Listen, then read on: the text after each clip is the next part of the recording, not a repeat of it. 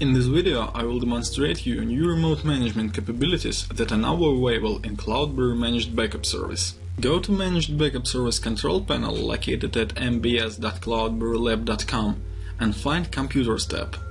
There you can see a list of computers and users with installed backup software. In my account, I have backup software installed on 2 machines. On the first one, software was installed in common mode, and now all users of that PC have the same software settings. On the second computer, I have 2 users. In the user email column, you can see a list of emails that identify users' accounts. From that tab, you also can change login information to the software remotely by clicking on the Edit Account button. In the pop-up window, you can see computer name, profile name, and the user email address. Below there is a Search User field, where you can select the new user email that you want to apply to this account and enter the password. In Advanced Settings, you can change the backup prefix and specify whether you want to use Secure Sockets layer or not.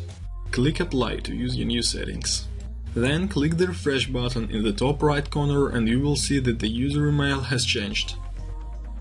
If you want to switch the application on this machine to Common Mode, click to Common Mode button. Also, you can send logs from each computer or user if there was any problem with backup. To do that, click Send Logs button. You can sign up for CloudBerry Managed Backup Service for free right now at cloudberrylab.com/mbs.